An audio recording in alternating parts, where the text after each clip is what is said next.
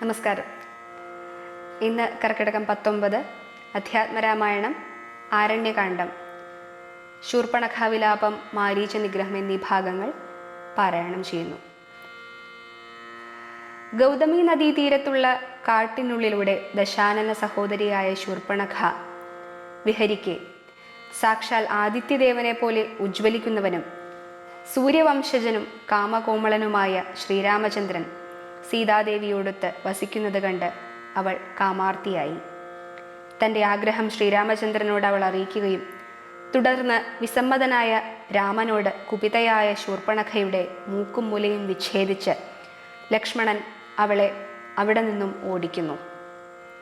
ശേഷം രാവണ സഹോദരി കരഞ്ഞും വിളിച്ചും രാവണനോട് പരാതി പറഞ്ഞതിൽ ശ്രീരാമാദികളോട് കുപിതനായ രാവണൻ വിശ്വസുന്ദരി എന്ന് തോന്നും വിധം സീതാദേവിയുടെ വർണ്ണനകളെ ശൂർപ്പണഖയിൽ നിന്നും കേട്ടതോടെ സീതയെ സ്വന്തമാക്കാൻ മുതിരുന്നു.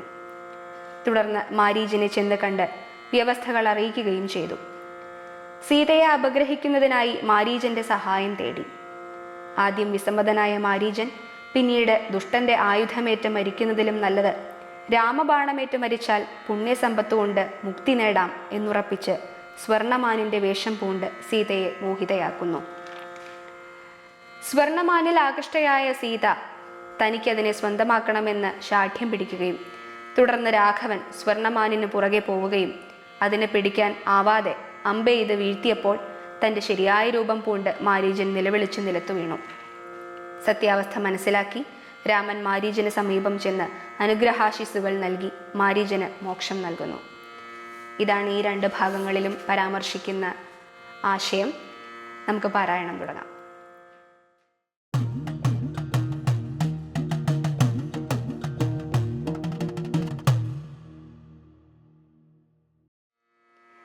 ശ്രീരാമ രാമ രാമ ശ്രീരാമചന്ദ്ര ജയ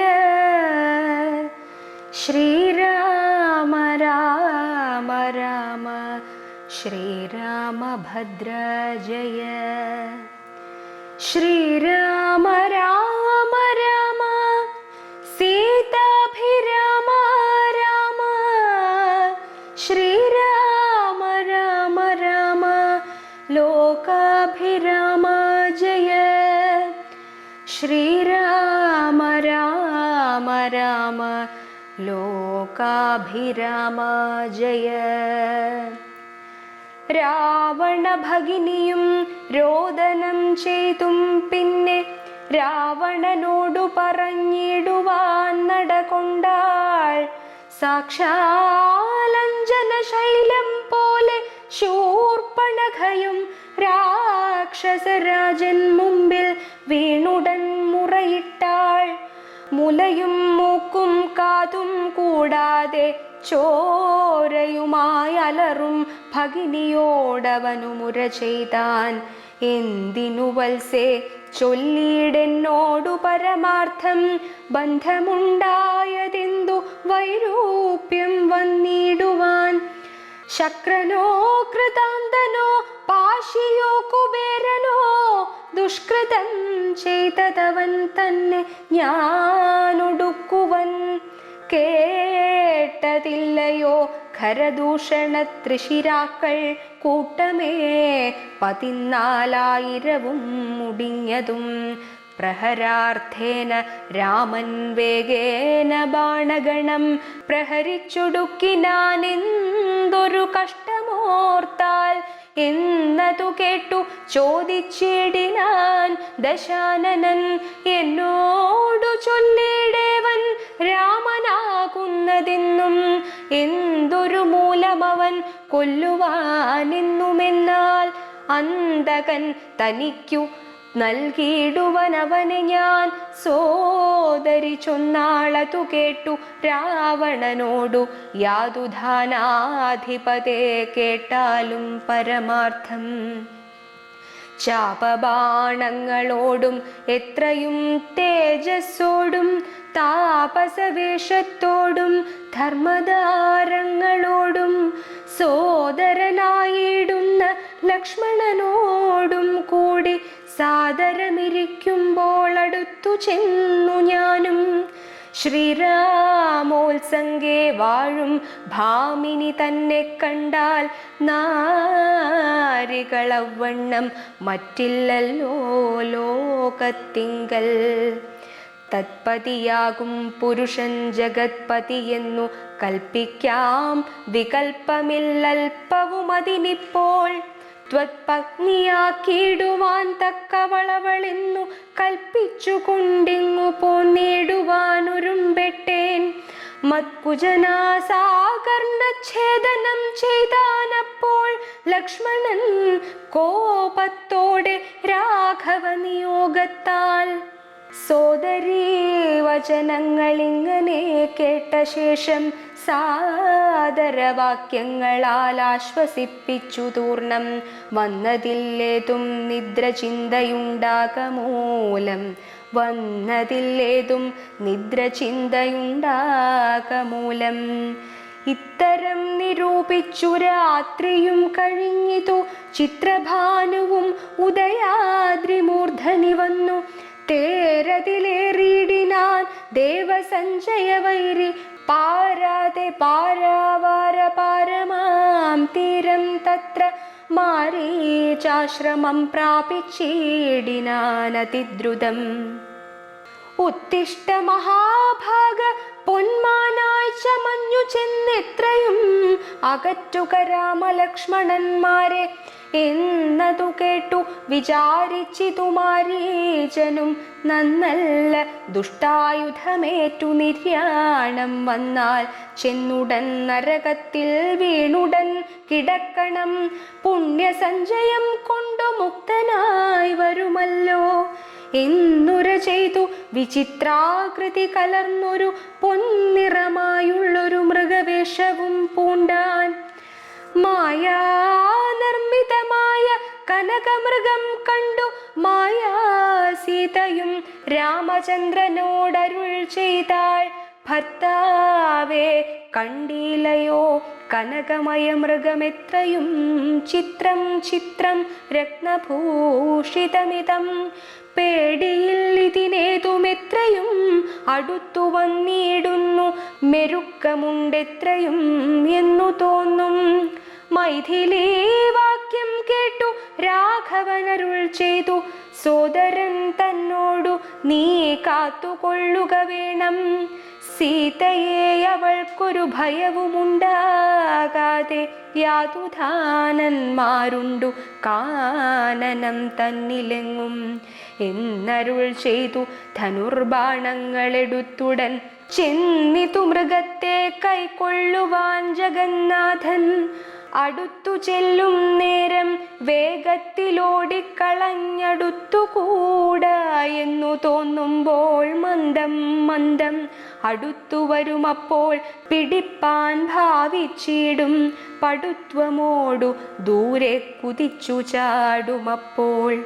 ഇങ്ങനെ തന്നെയൊട്ടു ദൂരത്തായതു നേരം എങ്ങനെ പിടിക്കുന്നു വേഗമുണ്ടിതിനേറ്റം എന്നുറച്ചാശ വിട്ടു രാഘവനൊരു ശരം നന്നായി തൊടുത്തുടൻ വലിച്ചു വിട്ടിടിനാൻ. പൊന്മാനുമതുകൊണ്ടു ഭൂമിയിൽ വീണ നേരം വന്മല പോലെയൊരു രാക്ഷസവേഷം പൂണ്ടാൻ. മാരീചൻ തന്നെ ഇതു ലക്ഷ്മണൻ പറഞ്ഞതു നേരത്രേയെന്നു രഘുനാഥനും നിരൂപിച്ചു. ബാണമേറ്റവനിയിൽ വീണപ്പോൾ മാരീചനും പ്രാണവേദനയോടു കരഞ്ഞാനയ്യോ പാവം.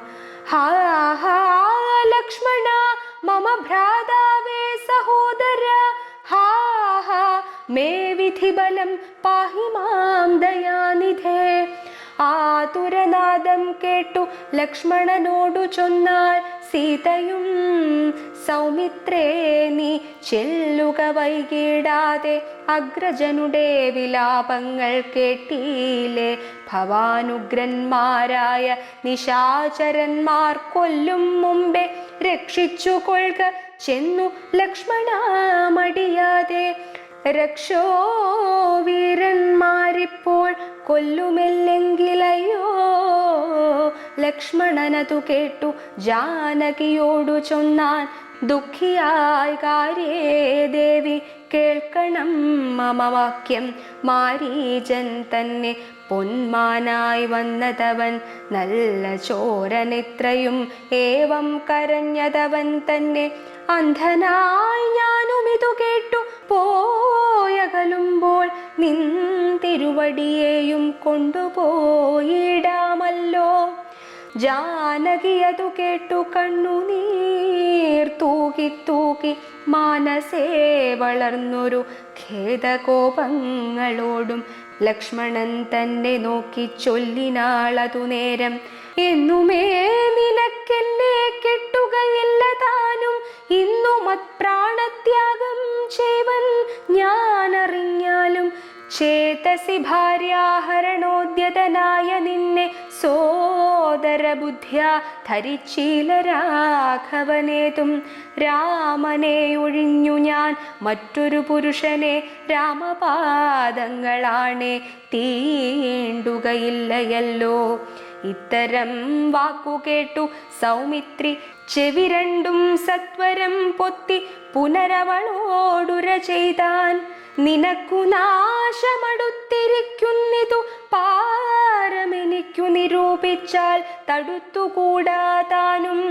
ഇത്തരം ചൊല്ലിടുവാൻ തോന്നിയതെന്തേ ചണ്ഡി, ധിഗത്യന്തം ക്രൂരചിത്തം നാരികൾക്കെല്ലാം. വനദേവതമാരെ പരിപാലിച്ചു കൊൾവിൻ, മനുവംശാധീശ്വര പത്നിയെ വഴി പോലെ. ദേവിയെ ദേവകളെ ഭാരമേൽപ്പിച്ചു മന്ദം, പൂർവജൻ തന്നെ കാൺമാൻ നടന്നു സൗമിത്രിയും. ദേവിയെ ദേവകളെ ഭാരമേൽപ്പിച്ചു മന്ദം, പൂർവജൻ തന്നെ കാൺമാൻ നടന്നു സൗമിത്രിയും. ശ്രീരാമ രാമ രാമ ശ്രീരാമചന്ദ്ര ജയ. ശ്രീരാമ രാമ രാമ ശ്രീരാമഭദ്ര ജയ. ശ്രീരാമ രാമ രാമ സീതാഭിരാമ രാമ. ശ്രീരാമ രാമ രാമ ലോകാഭിരാമ ജയ.